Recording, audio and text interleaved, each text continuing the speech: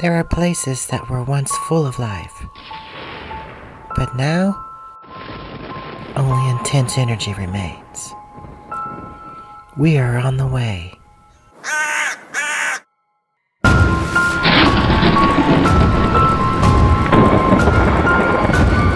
Ghost Town P.I. Hey all, I'm Rachel Hudson, and welcome to the first episode of Ghost Town P.I, where the P.I. means paranormal investigations. In this episode, I wanted to investigate a local ghost town. Here in the Sacramento area of California, there are many ghost towns. However, most of them are buried under new roads, or in the case of Old Sacramento, the new town was built directly on top of the ruins of the old town, creating haunted tunnels underground, which is an investigation for another episode. Today, we are investigating a mining town known as Mormon Island. The only problem, it is currently submerged under Folsom Lake. However, the cemetery has been relocated to the south side of the lake in Dorado Hills. This is where we will hold our first investigation. But before the investigation, we wanted to interview some locals to find out what life was like in Mormon Island during the heyday. The first place we went was the Folsom History Museum. But currently, all museums and state parks are temporarily closed until we get better control of our situation. So it looks like we're going to have to do our own research. So thankfully, the internet is not shut down. Here is what we discovered. After gold was found along the American River in Coloma, settlements like Salmon Falls Diggings, Negro Hill, Prairie City, and Mormon Island popped up along the banks of the river. Mormon Island was founded by a group of deer hunters from Sutter's Fort, who discovered gold in 1848 where the north and south fork of the American River meet. The town was established on a sandbar next to the river and assumed the name Island when the Natomas Canal was built to transport water to the mining communities and created the town's southern border. A Mormon entrepreneur learned of this profitable camp and went to San Francisco to spread the word, which fed the gold rush in the Sacramento area. At the height of its popularity, the town boasted 2,500 residents, many of which were Mormon farmers and miners. They also had 4 hotels, 3 dry goods shops, 5 general stores, 7 saloons, and an express office. In 1856, the Sacramento Valley Railroad was completed, connecting Sacramento and Granite City, which later became Folsom. As the population of Granite City began to grow, Mormon Island suffered a fire that destroyed much of the major parts of town and was never rebuilt. The residents of the town continued to dwindle after the gold was gone, and by the 1940s, there was only a few families scattered on the outskirts. In 1955, the Folsom Dam project was completed, and the rising waters of Folsom Lake flooded what was left of the town. The town would remain hidden from view for over 50 years, until 2007 when drought conditions in California began to slowly reveal some foundations on the outskirts of the old town. All that remains of this community outside of Folsom Lake is the Mormon Island Cemetery, a relocation cemetery on the south side of the lake. The cemetery also contains remains exhumed from other nearby graveyards, as well as 12 unknown residents of Prairie City that were unearthed in 1997 during the construction of the Prairie City Road on-ramp to US 50. As we continued our investigation, we decided to make a quick stop at the California Historical Marker on the side of Prairie City Road, right off the freeway. It commemorates what was once a thriving gold rush town with a population of up to 2,000 residents. Much of the surrounding area is still undeveloped, possibly leaving other Prairie City artifacts yet discovered. However, we didn't find any ghosts. Our next stop was Folsom Point Overlook, where the Mormon Island marker was relocated in preparation of the Folsom Dam expansion.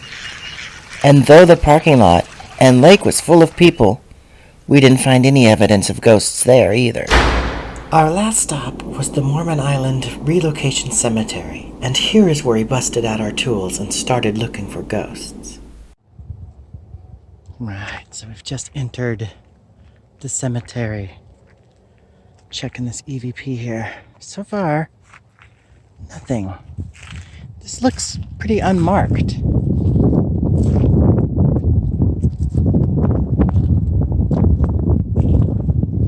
is no markings on these headstones. I don't know who's buried here. Oh, look at all this. Unknown. Unknown. Unknown. Unknown. They're all over this area. Now this one says unknown, yet it has a flower. We didn't detect much until I found one very warm headstone, and then I thought I heard something. Let's see. Wow. That headstone's really hot. There's somebody here. Anton? Let's hear that again. There's somebody here. Anton? And then we caught some other strange sounds. Recording. Anton, do you have a message for anybody? Are you still hanging around here? And here's what it sounded like on the EVP recorder. Do you have a message for anybody? Are you still hanging around here?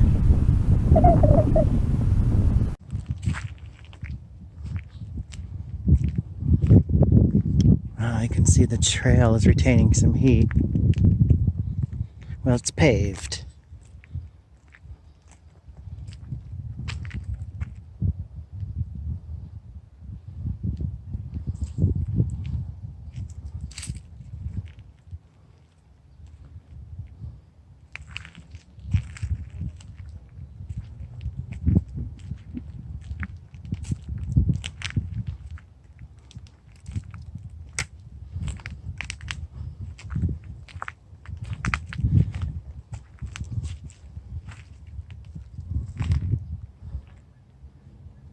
Must be the cement holding some heat.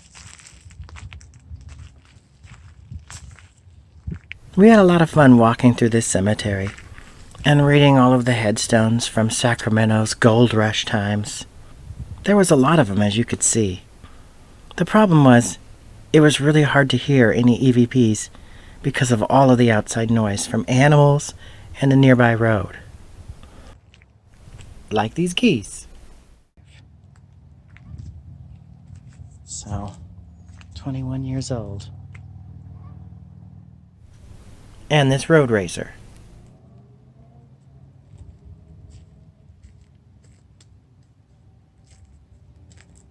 Maybe it's time for an EVP. As the sun began to set, it seemed as if the outside noise got worse. So we wrapped up our investigation. Do you have a message for us, Wallace?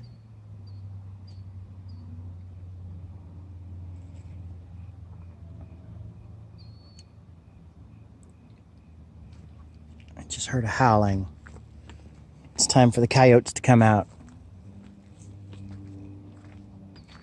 What do you think about that, Wallace? Do you hear the coyotes often?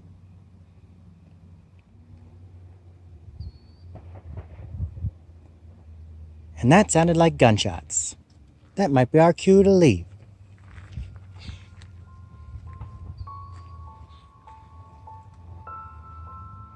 We reluctantly packed up our equipment and got into our Ghostmobile to drive home and examine our findings.